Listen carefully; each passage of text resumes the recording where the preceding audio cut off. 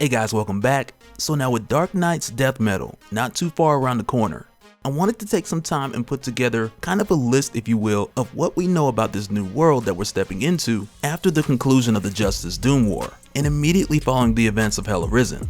So if you're new to the channel, be sure to subscribe to catch the spills every week, and don't forget to hit that bell up top so we can squat up in the comments for the first hour. Alright, so jumping right in, and just as kind of a disclaimer, because some of the stuff we're going to talk about may be a bit spoilery, so do be warned, but even still, none of this is like leaked information. It's all been made public through either promotional images, interviews by Snyder, or previously released issues that have been confirmed to build into death metal. So with that said, this is your warning for possible spoilers for like the first issue. So there's your warning, that's it.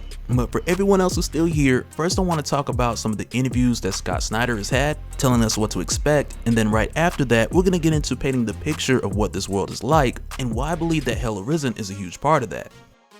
Alright, so heavily focusing on a few interviews which Snyder had with Newsarama, and I got those links down in the description if you guys want to read them more in depth. But one of the first things I want to talk about is Snyder mentioning that the release date's been moved around for obvious reasons with everything going on in the world, but at the time that this video is being published, May 30th, different sources are going between June 10th and June 16th as far as the release for the first issue and July 8th for the second. And as far as that first issue release date, I'm leaning more towards June 16th, mainly because that's what's on DC's site at the time of this video, even though that's a Tuesday. But as far as dates given in interviews, we know that those are things that can change, but I've seen this date sit at the 16th for a while now, so hopefully that's when we get it. But going back into these interviews with Snyder, first he heavily expresses his gratitude for all of us readers making Dark Knight's Metal such a success, which by September of 2017, issue 1 of Dark Knight's Metal sold over 261,000 copies, which quickly outsold DC Rebirth issue number 1. And from this huge amount of support and success, Snyder and Capullo were able to quickly get to working on the next one, Dark Knight's Death Metal, of which Snyder expresses the theme of this story is more relevant now than ever before, which with the way that 2020's been going, that can mean anything.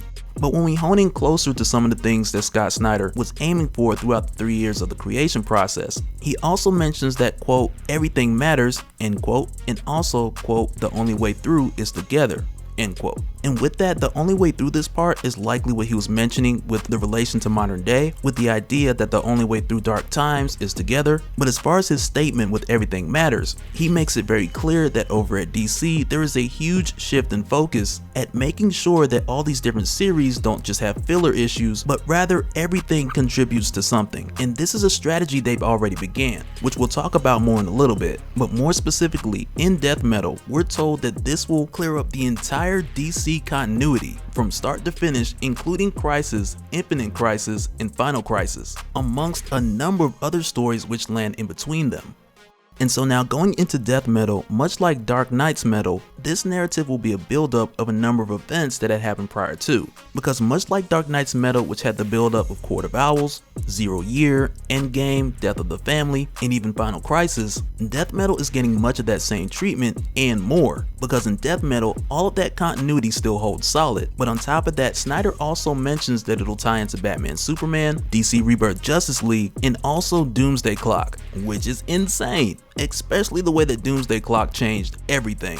Like at the time when we seen Dr. Manhattan mentioning, Superman's timeline is bombarded by reckless energies of the old gods, once again warping the metaverse, which could be something small, or Death Metal could just be the beginning of a number of series to come, including Secret Crisis. But I have a different playlist that gets into those ideas, and I got that link down below. But staying to the topic as far as Death Metal, Snyder is very clear that even with a lot of things tying into this series, that from day one it'll be easy to follow, and that way new readers can jump right in and follow the story without trouble. And on top of that, we will be getting a guidebook like in August, I believe, that'll also help us out and explain things a little deeper, which is something that I think is not only great for new readers, but I also believe it'll serve as a good refresher to remind some of us who have been following for so long about a number of these connecting events to where some stories took years to finish up. Doomsday Clock. Excuse me. But either way, when we get this guidebook, I feel like it'll be really helpful. But so now getting into the nitty-gritty of Death Metal and how this world got so crazy at this point. And so to get into this, Snyder first talks about Hell Arisen, to where the conclusion for that initiates where things are going into death metal. And once again, there's a link in the description for the big spill video where we did a full breakdown of the event, but mainly focusing on his conclusion where Perpetua stripped Lex Luthor of all his power and relieved him of his duties as her general in her right hand, and with doing so casted him back to Earth. This happening was like the beginning of a new era, because after this had happened and Lex Luthor was cast to Earth, the Batman Who Laughs had then took his place. And though this exact moment is not referenced specifically, I do want you guys to keep in mind that when this happened, Perpetua asked the Batman Who Laughs, 1, to assist her with seeing things from the dark multiverse which she cannot see, but also 2, to tell her how to stop the heroes from their current course of action. And when he showed her his plan, they both began to laugh, and we never really got to see what that plan was. But continuing with Snyder's interview, it's here where we get an idea of what that plan could have been, because when he paints the picture of where death metal begins, it's here where he tells us that Perpetua has conquered Earth, of which she is given to the Batman Who Laughs. And at this point, the Batman Who Laughs has risen to godlike proportions. And for him, as the new ruler of Earth, many of the heroes here, they won't have a recollection of what has happened through the past few months. And for a number of them, the new roles that they've taken, it will just appear as the new normal. And amongst those roles, you'll have Aquaman, who will be the leader of the Black Fleet, patrolling the oceans, Harley Quinn running the Wasteland territory with a giant hyena, and Wonder Woman, who at this point will be the Queen of Hell, to where she'll be operating out of Themyscira, which in this reality will be considered hell. But in addition to that, underneath Themyscira, it'll be there where a number of villains will be kept underneath, and I'm not really sure whether as prisoners or those who just didn't side with Perpetua, but it's implied that they'll be subjugated under the watch of Wonder Woman, who at this point will be the Queen of Hell. And from everything we've seen, she is ruling with a heavy hand and a chainsaw. But in the full scope, Themyscira, or hell in this case, it's Wonder Woman's territory. But aside from this, all throughout Earth, there will be a patrol of dozens of Nightmare Batman, which already is more than what we've seen in Dark Knight's Metal, which I very much don't mind, because you can never have too many Nightmare Batman.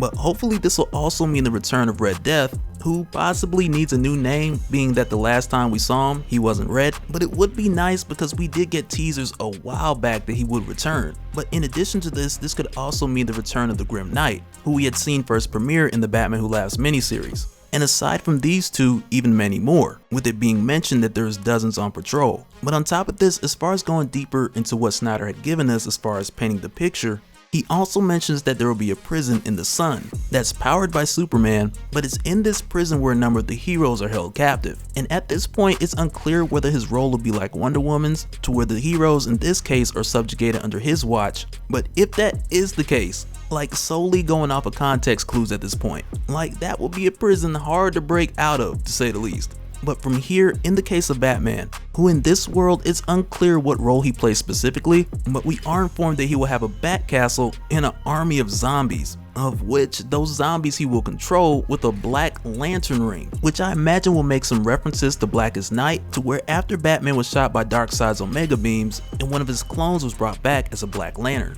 But also in reference to a number of the deep cuts, also expect to see the giant robotic T-Rex that has been in the Batcave for years actually download an AI from the Batcave, or in this case the Batcastle, and become fully operational, which is exciting and yet terrifying at the same time. But do expect this also with the addition of more Joker dragons, because once again, everything matters, even the Joker dragons. But those are really the main details from everything I pulled from these articles, which even go much further into vague teases, like involvements with Jonah Hex and the return of Superboy Prime. But nonetheless, it's a lot to look forward to, and I can only imagine how insane it's all gonna get, especially if this leads to Superboy Prime versus your jailhouse doomsday Batman Who Laughs upgraded version of Superman. Like, it's truly a pure recipe for utter and complete chaos. And I'm here for all of it, especially when it comes to Batman and his army of zombies, and his upgrade from a cave to a castle, which will definitely have a number of new toys. But there's also the idea of Batman pulling everything that we've seen up to this point, and using resources from a number of storylines to devise a plan, so he can figure out how to make this right. But last thing, and this isn't related to the articles or anything like that, but I do want to say that in my mind, I can't help but think that when the Batman Who Laughs held the Phantom Stranger hostage, that he used him to set up the Justice League to pull into this trap, which could have been the great idea which the Batman Who Laughs shared with Perpetua, of which we'll know soon enough. But imagine if that were the case, and the Batman Who Laughs used the Phantom Stranger to set up the Quintessence to trap the Justice League. Like, what if Batman, who was the last one in that line, just didn't go through the door? Which of course would then take us into the realm of speculation, and I'll leave that to you guys in the comments, because I'm sure at this time all kind of storylines is going through your minds. But that'll do it for this one, guys. Real quick, I want to give a shout out to all the Patreons. Thank you guys for all of your support to this channel. It is very much appreciated. And for anyone who's new here who wants more information on how to join in and help out, I got a link down below to where you can head to patreon.com/Dopespill. But also let me know your thoughts and theories down in the comments below. I look forward to hearing some of you guys' wild ideas, and if you guys want, we may even do a follow-up going deeper into some of those theories. But that'll do it for this one, guys. Let me know your thoughts in the comments below, and we'll do it again in the next one. Alright, later.